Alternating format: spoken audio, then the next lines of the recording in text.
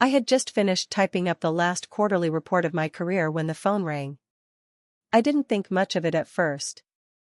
People call all the time in an office like ours, but when I saw David's name on the caller ID, something in my stomach dropped like a stone. I hadn't spoken to him directly in weeks, not since he had started to pull back from any real involvement. He had been getting more distant, but I never expected this. I picked up the phone, trying to sound casual. "Hey, David, what's up?"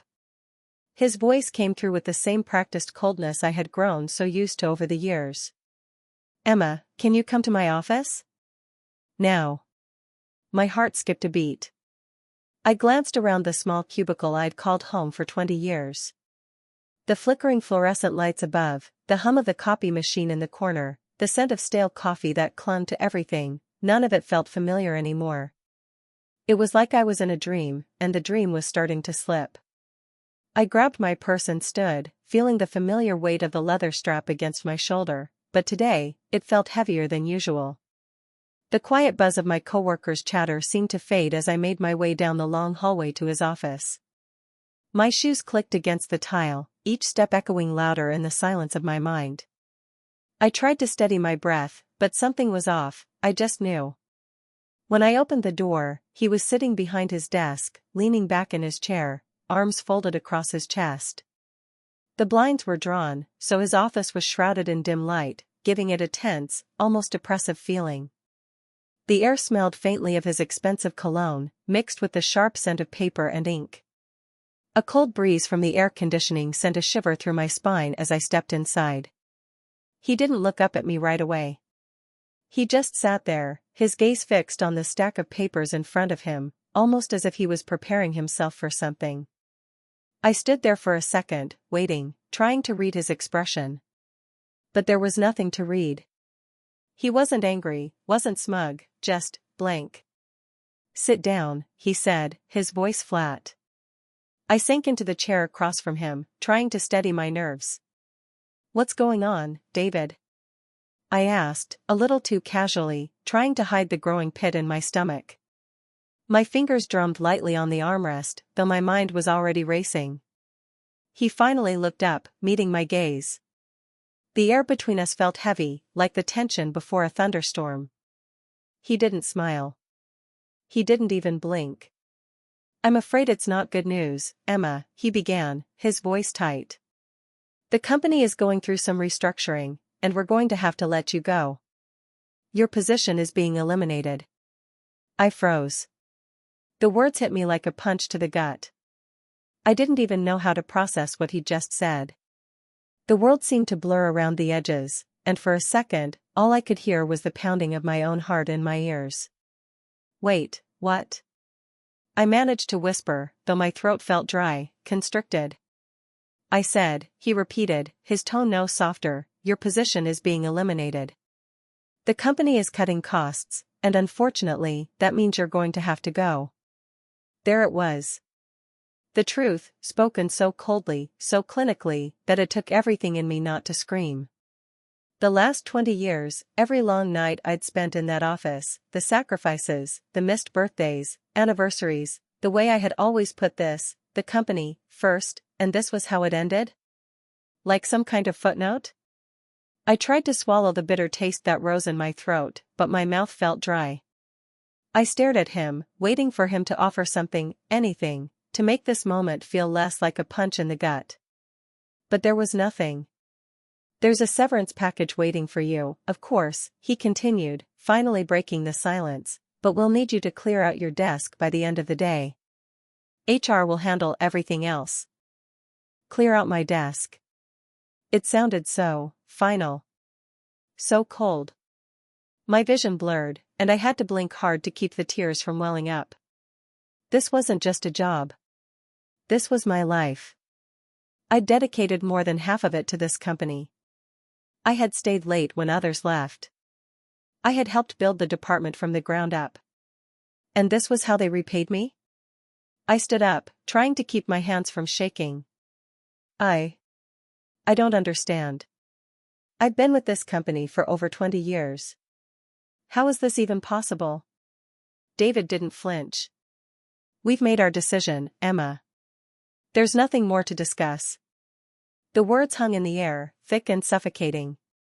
My mind was spinning, but the truth was clear: I was done here. And they didn't even have the decency to look me in the eye. The room felt colder as I turned to leave. The door clicked shut behind me with a finality I couldn't ignore. I stood in the hallway for a moment, frozen in place, trying to process what had just happened. The hum of the office around me felt like it was a million miles away, but there I was, standing in the middle of it, suddenly invisible. Gone. Just like that. I had spent 20 years of my life, my prime years, giving everything to a company that didn't care about me. And for what? To be tossed aside like I was nothing? To be erased with a simple sentence, as though all those years of hard work meant nothing? I pushed the thought aside, feeling my throat tighten. No. I wasn't going to let it end like this. I had a right to be angry. I had a right to fight back. I walked past my cubicle, my desk, my computer, the same ones I'd used every day for years. I stopped at my chair, the one where I had spent countless hours working late, where I'd gotten more headaches than I cared to count, where I had sacrificed weekends and holidays. I sat down, just for a moment, and let the weight of it all settle on my shoulders. It was like a switch had flipped. My body felt heavy, but my mind was racing. My pulse quickened as I stared at the screen in front of me, the blinking cursor on the word processor mocking me. I couldn't believe it. I couldn't just walk away from this. No. I pulled up my phone, scrolling to my Twitter app. I didn't even think twice. My fingers moved on their own. I tapped the screen, opened a new tweet, and typed out the first thing that came to mind. After 20 years of loyalty, I was just let go today by the company I helped build. No notice, no thank you. Just a thank you note in a sealed envelope. I hesitated for just a second, then hit send. The notification dinged in my ears almost immediately. A like. Then another. And another. I sat back in my chair, staring at the screen as the comments started rolling in. What had I just done? I couldn't stop staring at my phone screen. What had I just done? The tweet was out there. It felt like a weight had dropped off my chest, but the aftershock was coming, and I knew it. The pinging notifications kept coming, likes, retweets, comments, all at once. I didn't even have time to process it before my phone was vibrating in my hand. My breath hitched when I saw the first few comments. Some were supportive, calling me brave for speaking up. Others, well, they felt like daggers, like people were waiting for me to fail, hoping that maybe I'd gone too far. I couldn't help but scroll through them, the thoughts swirling in my mind. Good for you, girl. They didn't deserve you, one read. Another, you should have stayed quiet. Now you'll never get another job in this industry. The self-doubt crept in like smoke in my lungs. It was stupid, I knew it was. Why should I care what some strangers thought? But still, the stinging comments gnawed at me, and for a moment, I wanted to crawl back into bed and pretend none of this had happened. But I couldn't. Not anymore. My phone vibrated again, and this time it was a text. From Jake. You okay? You sure about this? I stared at it, feeling the weight of his concern settle over me. Jake had been supportive for the most part, but I knew this wasn't what he wanted. He was always the calm one, the one who could let things slide, take things in stride. Me? I'd never been able to do that. I had always fought for what I deserved, even when it wasn't popular. I stared at the screen. Sure about this? I wasn't sure about anything. But I was done. I stood up from my desk, my mind a whirlwind of anger and confusion. The office around me felt like a vacuum, people working quietly at their cubicles, completely unaware of the storm brewing in my chest. The smell of stale coffee mixed with the faint smell of printer toner, the air thick with the noise of clicking keyboards and soft murmurs. It all felt suffocating, and I couldn't stay in this building another second. I grabbed my purse, slinging it over my shoulder, and marched for the exit. The door slid open automatically, and I stepped into the lobby, my heels clicking sharply against the marble floor. I wasn't going to cry. Not here, not now. But my chest ached, like someone was squeezing my lungs. I tried to push the emotion down, but it kept bubbling up, threatening to overtake me. The smell of leather from my bag felt like a punch to the gut. It reminded me of the years of hard work I had put into this place, years that were now reduced to nothing. Gone. As I stepped outside into the cool breeze, I felt a strange sense of freedom and guilt. It was like I had escaped from something, but also like I had lost everything. I looked up at the sky, trying to steady my breath, but it didn't help. My mind was still racing. My phone buzzed again. Another text. This time from Lena. You've made a big mistake. Hope you're ready for the fallout. A chill ran down my spine. Lena. She had always been the one to cover her tracks, always the one who played the game better than anyone. I had no doubt that she was already plotting her next move, probably calling David to gloat. The thought made my stomach twist. What had I done? I shook my head and forced myself to breathe. I couldn't go back. The tweet was out there. The world had seen it. And while part of me wanted to delete it, pretend like none of this had ever happened, I couldn't. Not now. Not after everything. I pulled my jacket tighter around me and stepped toward my car. The engine hummed to life, but my mind was already racing ahead. I had to figure out what to do next. When I got home, I threw my things on the couch, the familiar smell of the house wrapping around me, freshly baked cookies from Jake's mom and the faint scent of lavender from the candles I liked to burn at night. But none of it felt comforting right now. The silence of the house was deafening. I walked into the kitchen, my hands trembling slightly as I poured a glass of water. The cool liquid didn't do much to calm my nerves.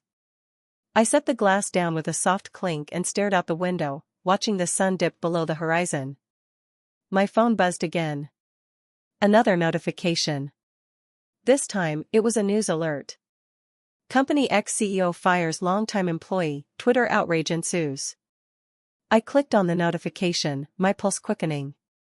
The article was already out. They were spinning the narrative. I was already being painted as the angry ex-employee, someone who couldn't handle the business realities of downsizing. My stomach churned. It wasn't supposed to be like this. I had expected the support, the outcry. But it wasn't coming from the people I thought it would. I scrolled through more of the comments on my tweet, my stomach sinking with every word. There were people defending me, of course. But there were others, people I didn't even know, questioning my integrity, saying I'd brought it upon myself. Some even insinuated that I wasn't tough enough to handle the competitive world of business. I closed my eyes, forcing myself to breathe. The negativity was suffocating, but I couldn't ignore the sting. Then another ping. This time, it was from an old colleague, Rob, who had been with the company about 5 years before me. You're not alone. I heard what happened. And you're right. They'll pay for this. I've got your back. I stared at the message, blinking hard. A small flame of hope flickered. Rob had been one of the few good guys there, someone I trusted when things got tough. Maybe there were others, too, people who saw what was really going on behind the polished exterior of that company. Maybe I wasn't as alone as I thought. I grabbed my phone again, my mind clicking through possibilities faster than I could keep up. My pulse quickened, and an idea started to form, a plan that could make David, the company, and everyone else who had crossed me pay. I wasn't just going to let this slide. No. I was going to expose everything. Everything. The question was, how far was I willing to go? I stood in my kitchen, staring at my phone. The glass of water I'd poured earlier was still on the counter, untouched, the condensation dripping slowly down the sides. My fingers trembled as I scrolled through the messages from Rob and others. I hadn't expected anyone to have my back, not really. But Rob? He was the first person in years who'd been honest with me, who'd cared more about the work than the politics. And now, here he was, standing up for me when I was ready to just fall apart. But that wasn't enough. I wasn't ready to just let this go. Not when I had been the one left in the dust. Not when I had been the one betrayed. I paced around the room, the creaking of the wooden floor beneath my feet strangely loud in the silence. The cold from the glass against my skin made me shiver. Everything about tonight felt wrong, out of place, and I hated it. But I knew something had to be done. I closed my eyes, leaning my head back against the kitchen wall. It was like I could see the whole thing unfolding in front of me, like a twisted version of the job I'd always wanted. The thought of taking them down, of showing them who I was, filled me with a strange kind of exhilaration. For a brief moment, I almost felt invincible. But that excitement was tempered by something darker. What was I about to do? Was I willing to cross that line? I thought of my family, of Jake, of everything I'd built. My heart clenched. But no, what had they left me with? A severance check? A polite handshake? This wasn't just a job. This was my life. They had taken it from me, and I wasn't going to let them get away with it. I snapped my phone open again, my thumb hovering over the screen.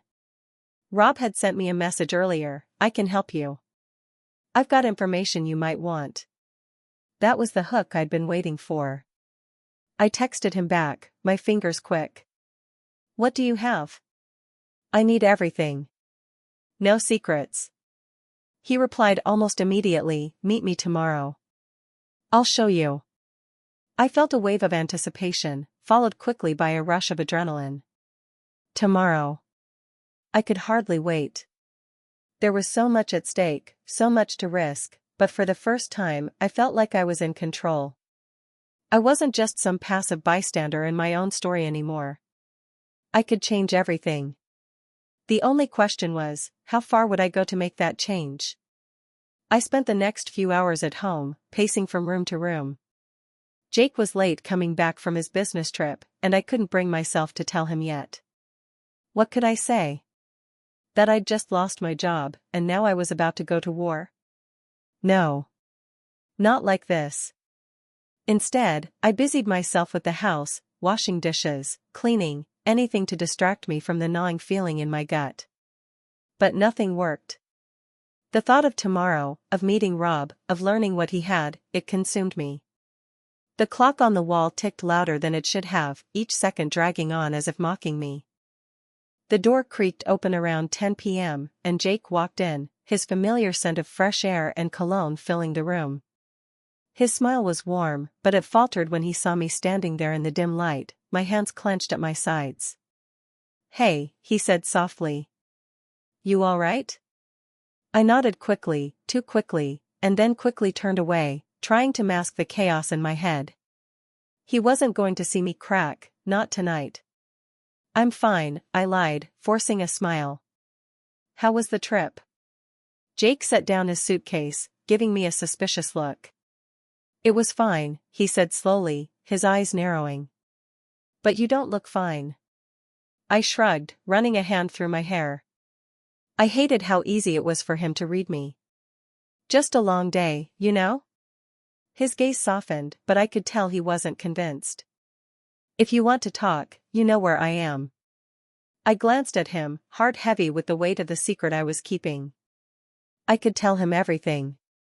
I could tell him about the betrayal, about how I was about to take them all down. But something in my gut told me that wouldn't be enough. This wasn't just about losing my job. It was about reclaiming the part of me that I had buried for too long. I know, I said finally, swallowing hard. I'm just processing. He didn't press it. Instead, he reached over and gave my hand a brief squeeze. But the gesture did nothing to ease the rising tension in my chest. I pulled away from him, pacing again. By the time I went to bed, I still hadn't slept. My mind was too busy planning, too consumed with what was to come. Tomorrow was my chance to take control. To make them pay.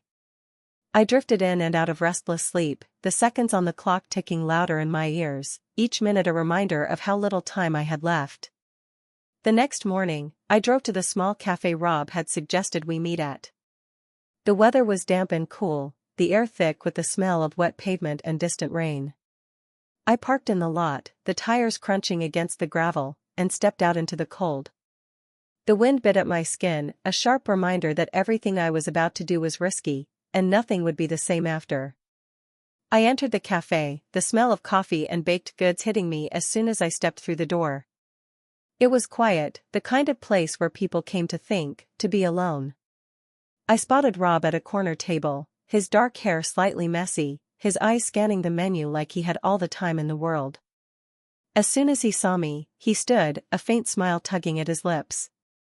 "Emma," he greeted. His voice was lower than I remembered, serious in a way that sent a ripple of unease down my spine. "Rob," I replied, sliding into the seat across from him. He didn't waste any time. "I've got what you need. But you've got to be sure about this. Once you go down this road, there's no going back." I felt a thrill of anticipation rush through me. "I'm ready," I said, my voice more steady than I felt. "Tell me everything." Rob hesitated for a moment before pulling out a folder from his bag, the rustle of paper loud in the quiet cafe. He slid it across the table toward me. I didn't even look inside. I didn't need to. I could feel the weight of it, the weight of everything that was about to change. "You're going to want to see this," he said, his voice barely above a whisper. I opened the folder, my breath catching as the first page came into view. And right there, in black and white, were the first of many secrets I hadn't known existed. And suddenly, I understood. This wasn't just about revenge anymore. This was bigger than I ever could have imagined. I stared at the folder in front of me, my hands cold despite the warmth of the cafe. Rob's fingers were still resting lightly on the edge of the paper, as if waiting for me to react. The sound of the coffee machine whirring in the back of the cafe filled the silence between us, but it felt too loud. The low hum of chatter around us faded as I focused entirely on the first page. It was a spreadsheet. Corporate jargon. But the numbers, the transactions, the names, they weren't just familiar. They were mine. They were the deals I had helped broker, the projects I had pushed through. Only this wasn't just business. This was something darker. I felt the blood drain from my face as the pieces began to fall into place.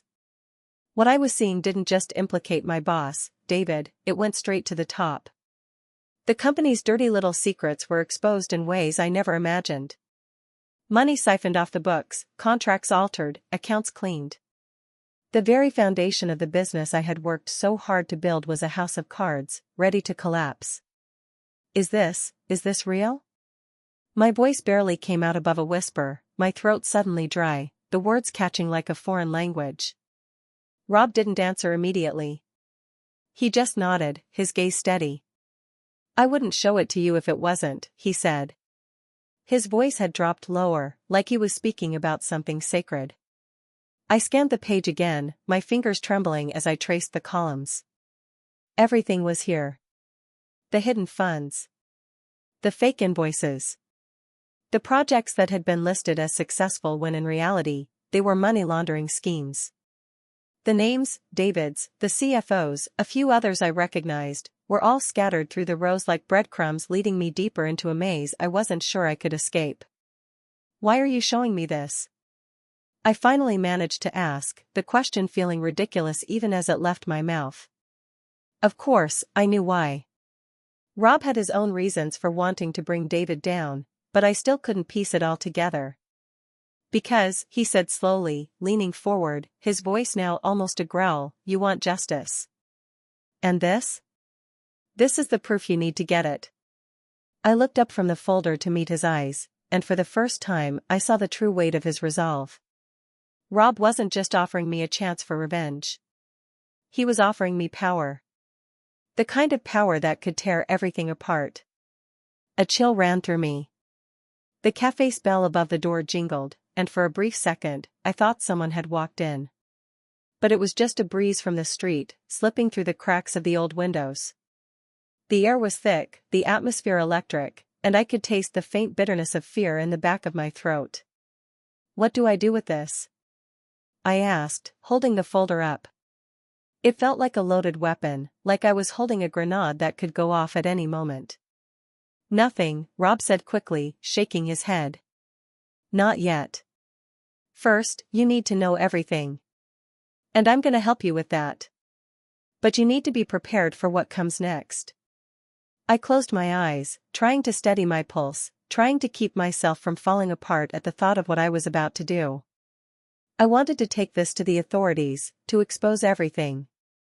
But Rob's warning hung over me like a shadow. If we go public with this, there's no turning back, Rob said, his voice growing serious. People will lose their jobs. They'll try to ruin you. And you know who'll be the first to turn on you? I looked up, and he didn't have to finish. I already knew. The people I had worked with, the ones who had pretended to be my friends, my allies, would be the first to bury me. They'll bury me, won't they? I whispered, half to myself, half to him. Rob nodded. Yeah. They'll make sure you're the one who gets blamed, even if you're the one blowing the whistle. I sat back in my chair, the tension in my chest growing tighter with every passing second. My breath felt shallow, the air suffocating. My mind was racing 100 miles an hour, but it all boiled down to one thing: what was I willing to sacrifice to bring them down? Rob's words echoed in my head as I thought about my family, about Jake, about everything I could lose. I'd never considered myself the kind of person who could destroy someone's life. But David wasn't just someone. He was a liar, a manipulator who had destroyed me in front of everyone. And now I was the one holding the weapon. Do you think I'm making a mistake? I asked Rob, my voice shaking slightly. He looked at me, his face unreadable for a moment, before he replied, I think you've already made it. You just don't realize it yet. A rush of adrenaline flooded my system. My heart beat faster as I realized what he meant. I couldn't go back. There was no undoing this. I stood abruptly, pushing the folder back toward Rob. Then we're doing this. No more waiting. His eyes widened a bit, surprised by my sudden resolve, but he didn't hesitate. He pushed the folder back to me. All right. But remember, once we start this, there's no stopping it. I grabbed the folder and slid it into my bag. The weight of it felt heavier now, like I could feel the entire company, the entire world, resting on my shoulders. As I walked out of the cafe, the cold air hit me like a slap, snapping me back to reality. My car was parked a few spaces away, and as I walked toward it, my phone buzzed. I pulled it out, expecting a message from Jake, but instead, it was a notification from Twitter. My tweet. The comments. It had gone viral. I froze for a moment, my heart skipping a beat. But then my thumb moved on its own, swiping through the notifications. There were thousands of comments now, far more than I had anticipated. Some people were still cheering me on, but there were also others. And there, in the midst of it all, was one message that made my stomach twist. You don't know what you've started. You can't handle this. I swallowed hard. Who the hell was this? Before I could process it, my phone buzzed again. This time, it was from Lena. We need to talk. You're making a huge mistake. A chill ran through me. Lena. She was one of them. And now, she was watching, waiting for me to crack. I shoved the phone back into my pocket, my mind spinning. What had I just gotten myself into? I couldn't breathe. My hand gripped the steering wheel like it might snap in half, my knuckles white under the pressure. My phone buzzed again. And again. And again. I was almost back to the house. But instead of feeling the triumph I expected, there was a hollow pit in my stomach, growing bigger with every buzz. The messages were coming faster now. Some were from strangers, supporters, I guess. Others, like the one from Lena, were starting to feel like threats. The words she'd sent earlier were still fresh in my mind. You're making a huge mistake. It wasn't just the message itself that sent a cold wave over me. It was the feeling that accompanied it, the kind of knowing, like she wasn't just warning me. She was telling me she was on the other side now. That she had chosen them over me. My phone buzzed again, but I didn't look this time. I didn't want to see what else had piled up since I'd last checked. I needed a moment to think. I parked in the driveway and sat there for a while, the car's engine ticking softly as it cooled. The house in front of me, the one I had worked so hard to turn into a home, now felt like a cage. Every step I took inside it felt heavier, like I was walking into the lion's den. The front door creaked as I opened it, the familiar scent of Jake's cologne mingling with the faint smell of the leftover takeout from last night's dinner. It should have been comforting. It wasn't. I took a deep breath, trying to steady myself, but it didn't help. My pulse was still racing. My hands were clammy. "Jake?" I called, my voice sounding hollow in the emptiness of the house. Nothing. No response. I walked through the hallway toward the living room, and there he was, sitting on the couch. But he wasn't watching TV. His hands were clasped in front of him, his face pale, like he'd been waiting for me. The tension in the room was thick, like we were standing on the edge of something we couldn't come back from. "Emma," he said softly, his voice rough, like he'd been holding something back. "We need to talk." I stood frozen in the doorway. His tone wasn't angry, but it wasn't gentle either. It was a quiet, almost eerie calm. "About what?" I asked, forcing the words out, but I could already feel the dread building up in my chest. He motioned for me to sit. "Come here. Please."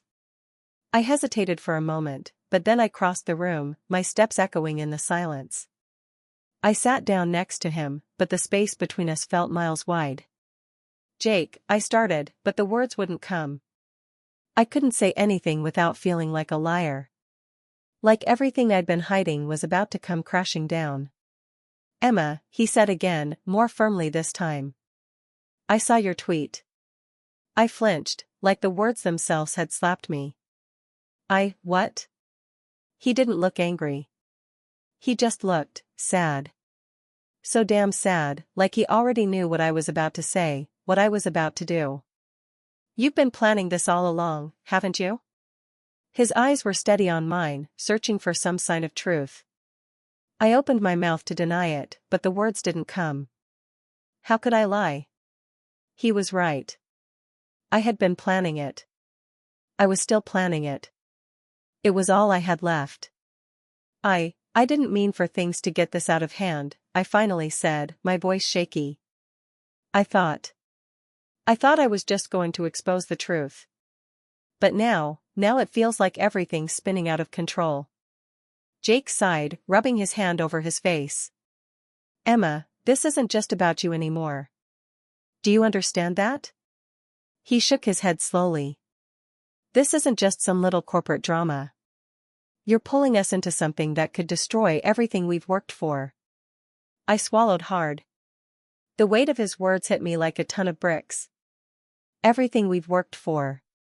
That was the last thing I wanted to hear. "Jake, they're all dirty. You don't get it." I leaned forward, urgency in my voice. "This isn't just about me getting revenge for losing my job. This is about what they've done to people like us. They're all complicit. They've been stealing from the company. Lying. Cheating. And no one ever said a word." Jake's eyes hardened.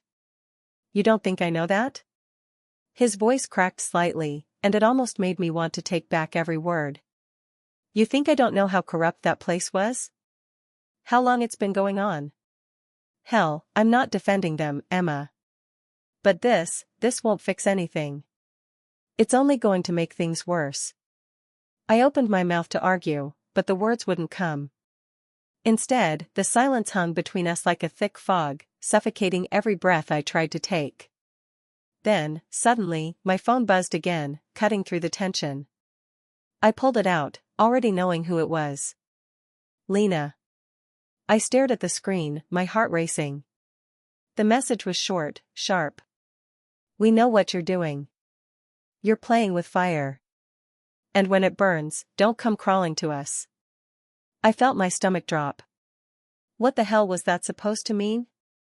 Jake noticed the change in my expression, his brow furrowing. Who was that?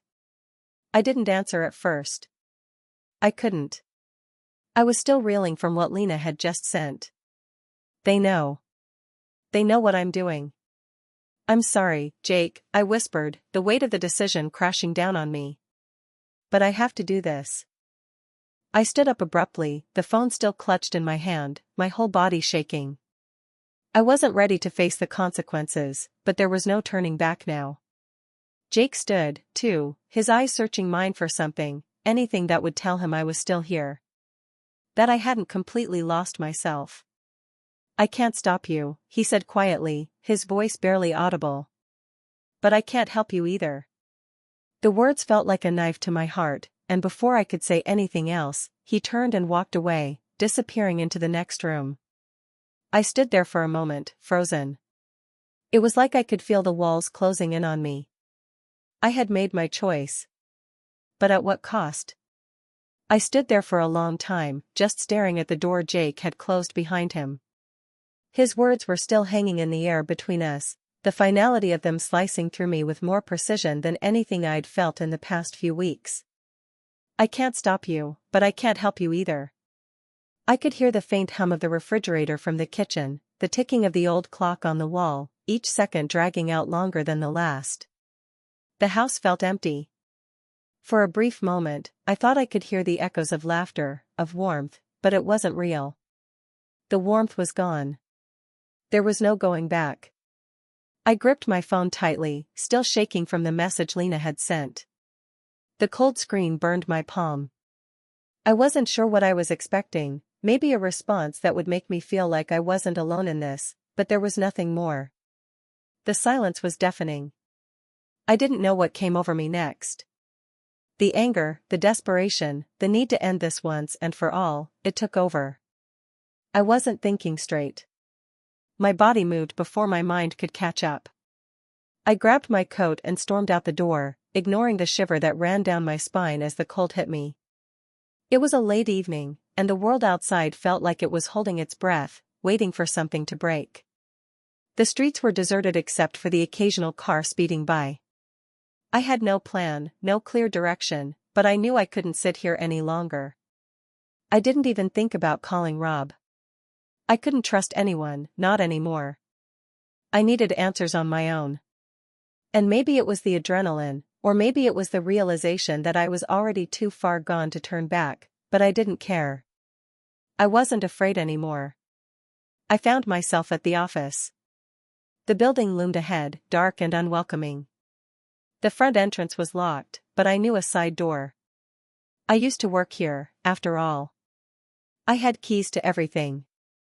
I slipped inside, the cold, sterile air of the lobby hitting me like a slap in the face. The lights were off, casting long shadows across the marble floors, making the place feel even more hollow than usual. My heels clicked sharply against the floor as I moved deeper into the building, each step carrying me closer to whatever I was going to do next. When I reached the floor where the executive offices were, I hesitated. The elevator dinged quietly in the distance, and I held my breath, listening for any signs of movement. But it was silent. It was late, after all. Most people had gone home by now. I moved quickly, slipping past the cubicles and into the hallway that led to David's office.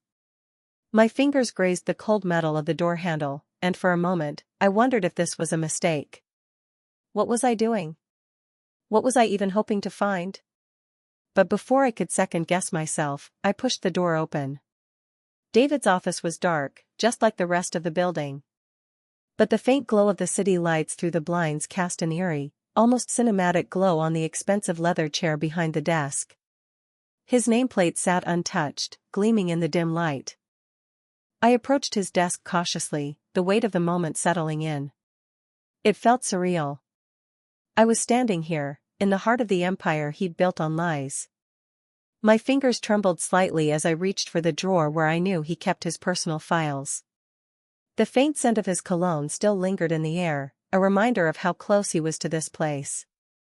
A reminder that everything was still within reach. I pulled open the drawer with a sharp tug. The first thing I saw was a folder. Thick. It looked almost identical to the one Rob had shown me, but this one wasn't full of transactions and spreadsheets. This was personal. My heart skipped a beat. I pulled the folder out, slowly, carefully, as if it might crumble under the weight of the truth it held. The top page was a contract, signed by David himself, but the names listed on it were different. I scanned it quickly. The terms seemed to be about real estate, but they were far more complex than anything I'd ever seen. And at the bottom, there was a name I didn't recognize. But then, I froze. The signature. It was familiar. Lena. The realization hit me like a wave crashing against the shore. Lena had been involved in this. She wasn't just some innocent bystander. She had been playing the game the entire time, right alongside David. My blood ran cold. I slammed the folder shut, my breath coming in sharp, erratic gasps. This wasn't just about business anymore.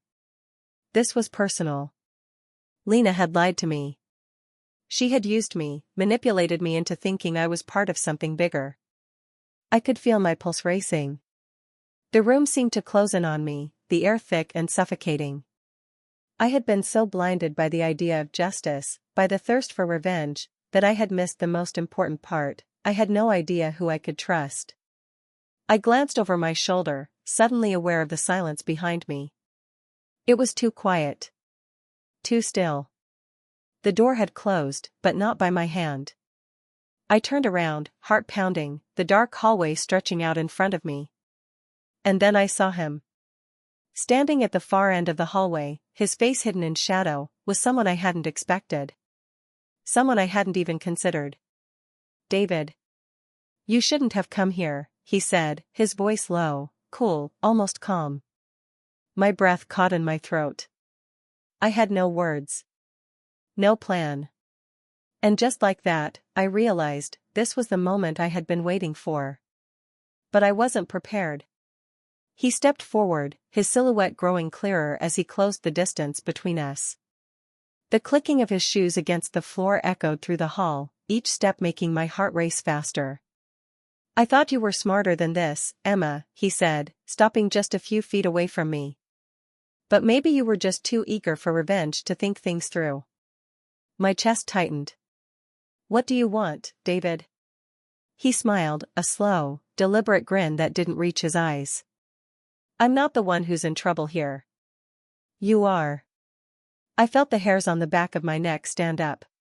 Then, without another word, he reached into his pocket, and for the first time in all this chaos, I knew this wasn't over yet. I couldn't move. I was frozen in place, staring at David, the man who had built his empire on deceit and lies, now standing in front of me like he was about to deliver some final blow. My heart was pounding in my ears, and I could feel the walls of the hallway closing in, the weight of the decision I'd made pushing down on me like an anchor. David didn't speak at first. He just stood there, his hands casually in his pockets, the faint glow of the emergency lights reflecting off the sharp edges of his suit. It was almost like he was waiting for me to break. Waiting for me to give in to the fear I could feel creeping up my spine. I forced myself to swallow, my mouth dry. What do you want from me? My voice sounded small, even to me. But I wasn't going to back down. Not now. David's smile grew wider. What I want. His voice was smooth, too smooth. He stepped closer, his eyes glinting in the dim light. You've already given me what I want. You've exposed everything. I've been watching you, Emma. Every step. Every mistake. Every tweet. I didn't dare look away. I couldn't. My chest tightened with the weight of his words. I had known things were dangerous, but I hadn't realized how much control he still had, how much he'd been orchestrating behind the scenes. The idea that he had been monitoring every move I made my skin crawl. Lena, I finally said, unable to hold back the question that had been gnawing at me. She's with you, isn't she? All along. She's part of this. David's lips twitched, just slightly, but it was enough. "Ah, Lena," he said, almost mockingly. "She was never on your side, Emma. But you should know, she's not the only one who's been playing this game." He stepped even closer, now so close I could feel the heat of his body. "You think you're the only one who's been betrayed? The only one who's suffered? No, Emma. We've all been playing this game for a long time." The air between us felt thick with something I couldn't name. My fingers were trembling, my stomach churning. I wanted to step back, but I couldn't. I had come this far. I wasn't going to let him win. Not after everything. "What are you talking about?" I asked, trying to steady my voice. "You've been behind this whole thing.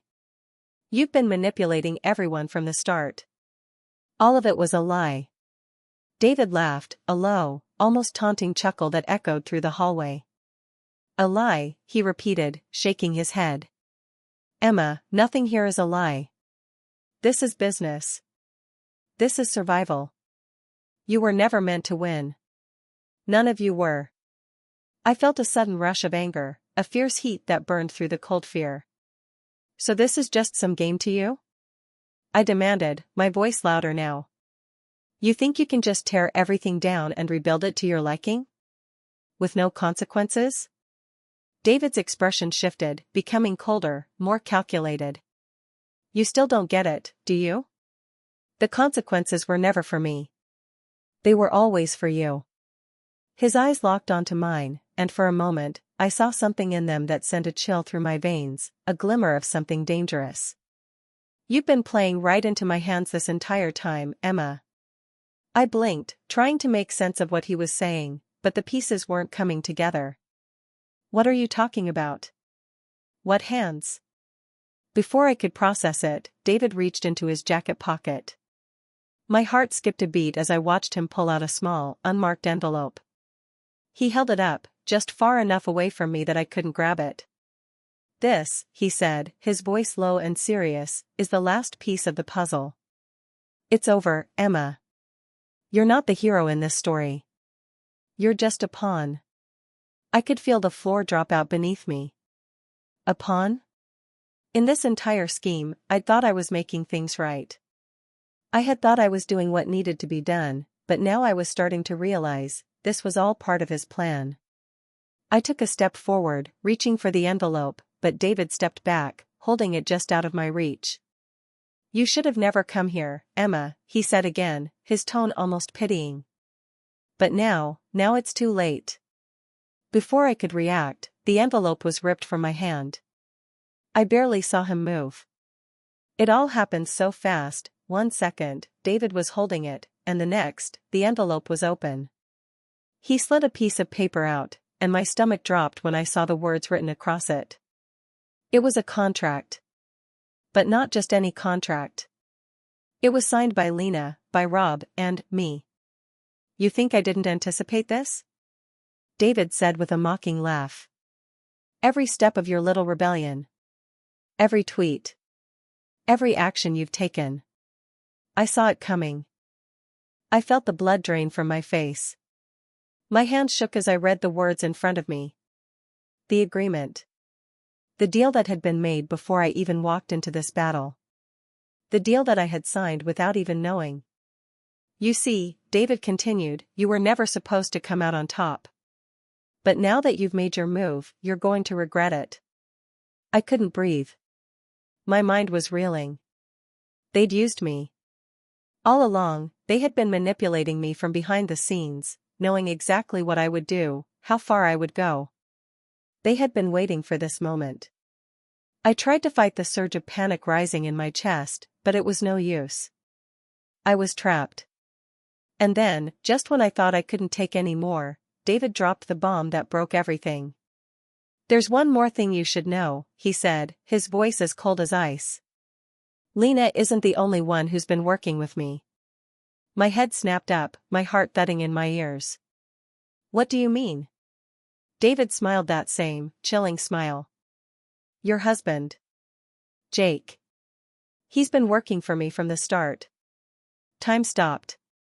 Everything around me blurred as the truth hit like a freight train. Jake. Jake had known. Jake had been part of it all along. I staggered back, my breath coming in shallow gasps. No. No, you're lying. But the look in David's eyes told me everything. It was real. And just like that, the walls came crashing down. I had been living a lie. I turned and fled, not knowing where I was going, just needing to escape the nightmare I'd gotten myself into. The echo of my footsteps was the only thing that followed me as I ran. Jake. Lena. Rob. Everyone. I was alone. Completely, utterly alone.